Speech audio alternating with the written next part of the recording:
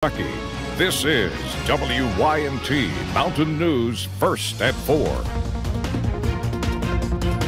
Good afternoon, I'm Steve Hensley. First at 4, a Southern Kentucky father arrested on murder charges in his one-year-old son's death answered to those charges this morning. Vaughn Brock is accused of murder and arson. His son Joseph died when their home burned late Friday night into early Saturday morning. WYMT's Phil Pendleton has more on what has become a very disturbing case. Vaughn Brock remains in the Laurel County Detention Center following his arraignment this morning on the felony charges of murder and arson. He was appointed a public defender who entered the customary not guilty plea for him on the felony charges. He is being held in jail on a $500,000 bond. Vaughn Brock was arrested on Wednesday. Police say just after midnight on Saturday, he took off after fire swept through the inside of his home on Reams Lane. Police say that his son, Joseph Cash, who was just weeks away from turning 2, was found dead in a washing machine. Brock went before a judge Friday morning and simply said, "Yes, sir," when the judge asked if he understood his rights and charges. The case remains under investigation by state police, but those who live in the trailer park say that it's been a very disturbing event to deal with. I almost woke up last night crying.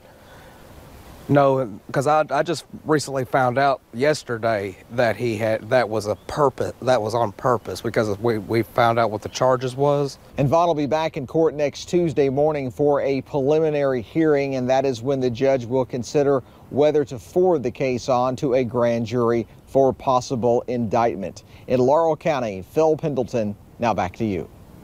State police say they are waiting on autopsy results before saying what the child's cause of death was.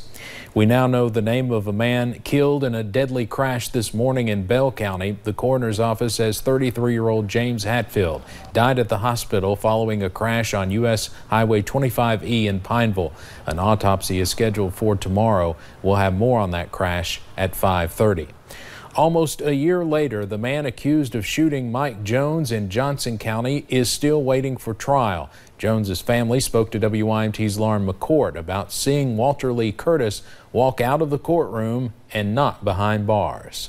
Mike Jones's family says there's not many words to describe how it feels to lose a loved one. It makes me feel distraught. Especially when that someone is your own brother. It makes me feel empty inside.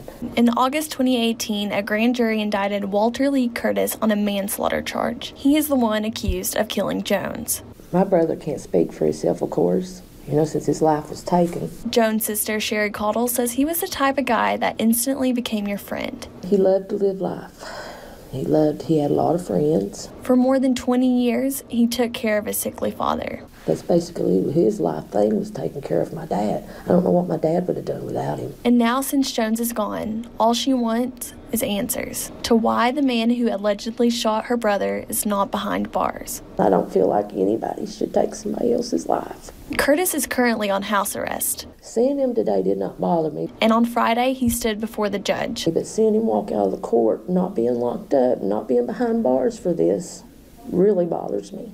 Receiving no change to his current status besides his next court date. His sister says she is left broken and confused. I want justice for my brother. But will remain fighting for her brother. In Johnson County, Lauren McCourt, WYMT Mountain News. A pretrial hearing is set for May 3rd at 11 a.m. A standoff that began with 2 Georgia police officers being shot and wounded has ended with the deaths of a 16-year-old boy and a pregnant woman. A gunman shot officers who were responding to a domestic disturbance yesterday morning. Police pleaded with the gunman for more than 15 hours to release the others in the home, but the gunman refused to surrender or give any proof of the well-being of the woman and teen late last night. Police forced their way into the home this morning to find all 3 bodies. Police say the gunman killed the others in the home before taking his own life. And I ran to the door to ring the doorbell, and I didn't hear anything. So then I came around, and that's when I saw the blood, and I tried to get into the garage, and I saw my sister laying on the ground. Both officers involved in the shooting are expected to survive. Virginia Naval Air Station Oceana was on lockdown this morning after a shooting. One sailor shot another. The shooter is dead after being killed by security personnel. Local officials say the victim, a woman, is at a hospital with non-life-threatening injuries. The shooter was reportedly a man. Police say it was a domestic situation. Base officials say he was carrying one gun with no additional ammo. The lockdown was lifted around 9:45 a.m. The sailors involved are not being identified. Police say a man's claim that he was Timothy Pitson, an Illinois boy who disappeared nearly 8 years ago, was false. Pitson's family says it's devastated them. DNA results proved that the man was not Pitson. Police identified the man as Brian Reaney, who has a criminal history, including past charges concerning false reports. Reaney is now charged with making false statements to federal authorities.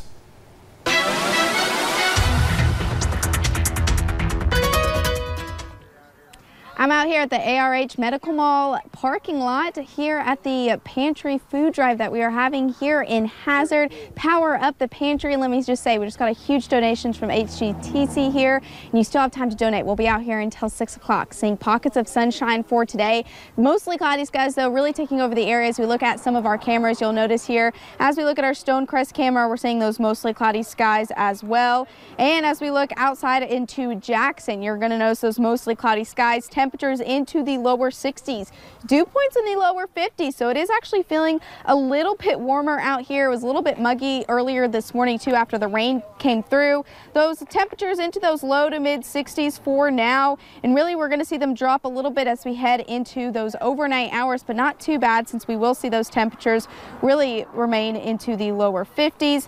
And as we take a look at some of our headlines for today, you'll notice that really we're looking at satellite and radar. You're seeing those clouds really starting to get out of here as well. But here's those headlines for you today, and really we're going to remain to see those clouds stick around at least for the evening, but sunshine does return as we head into your Saturday. We do have a very nice warm weekend ahead, and those showers and storms return by the time we get to Sunday. We'll break down that full forecast coming up in just a little bit. Steve. All right, Paige, over there, literally across the street from the station at the ARH Medical Mall at Power for the pantry. Now Power Up the Pantry, rather, also continues in Floyd County. All the proceeds go to God's Pantry, which serves several eastern Kentucky counties. Volunteers are set up in the parking lot of the Big Sandy Community and Technical College. WYMT's Marianne Fletcher was there as donations poured in. God's Food Pantry is taking a bite out of hunger in eastern Kentucky. Nearly 1 in 6 people here in the region worry about where their next meal will come from. And that's an amazing, stunning number to realize that there's that much of a need in our community.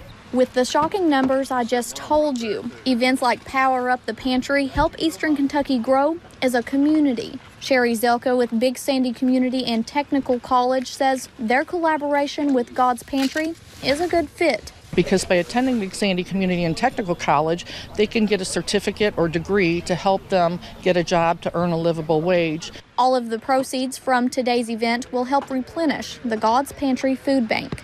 It's just really gratifying. You know, I've been doing this a long time and working for the food bank. Danielle Bozarth with the pantry says if you are in need of food or necessities, don't hesitate to reach out to one of their 15 partner agencies. And they should be able to direct them to an agency closest to where they live. In the last fiscal year, God's Pantry supplied 34.5 million pounds of food. And with donations like this, that number keeps growing each year. In Floyd County, Marianne Fletcher, WYMT Mountain News. So far, volunteers have collected more than 1,000 pounds of food. If you have not stopped by, they will be in Prestonsburg and Hazard until 6 o'clock tonight. President Donald Trump will visit a piece of the U.S. southern border later today. The visit comes as the number of migrants is rapidly increasing in what some call a humanitarian crisis. Last week, the president threatened to close the border with Mexico if their government did not do more to stop the rush of migrants coming to the U.S. Customs and Border Protection Commissioner Kevin McCallan said late last month they were on track to encounter more than 100,000 migrants in March alone. Homeland Security Secretary Kristen Nelson, who will join President Trump on this trip, urged Congress to work with her on the humanitarian aspect now. We cannot protect American sovereignty, enforce its immigration laws, or keep criminals from exploiting our system without something changing. In the face of these rising numbers, President Trump is determined to reduce the flow of migrants into the U.S., either through a border closure or through tariffs. Police in Grand Rapids, Michigan say 2 suspects accused of vandalizing the gravesite of former President Gerald Ford and his wife Betty have come forward. This is surveillance video taken of the incident March 27th. Authorities say 2 suspects arrived at the Gerald R. Ford Presidential Library and Museum and sat on top of the gravesite and tried to rip out a letter. The 2 suspects are cooperating with police. Police will forward the case to prosecutors for possible criminal charges. President Ford died in 2006. His wife followed in 2011. The search for a California woman kidnapped on an African safari earlier this week has intensified. Security teams in Uganda expanded their search beyond the wildlife park where Kimberly Sue Endicott and a local driver were taken at gunpoint Tuesday night. The gunman used Endicott's cell phone to demand a $500,000 ransom. Authorities tell CBS News hard negotiations are taking place and the 56-year-old has been on the phone at least once a day to prove she's alive. Californian Bill Tooney was also touring the park at the time. Very well could have been us. And it's a bit shocking. We've been working in Uganda for quite a long time, as well as in Kenya, and we've come to be very comfortable here. America's official policy is not to pay hostage takers. U.S. officials say it is unclear who kidnapped Endicott, but the fear is her captors will sell her to a terrorist group. Let's head over to Wall Street now on this Friday afternoon. The Dow closes up today more than 40 points. Former Vice President Joe Biden appeared publicly for the first time since facing claims he made several women feel uncomfortable. I'm Natalie Brand in Washington with how the likely 2020 candidate tried to downplay the headlines. And a mild evening here at Power Up the Pantry event in Hazard. Will that continue into the weekend? We'll break down that full forecast coming up in just a little bit.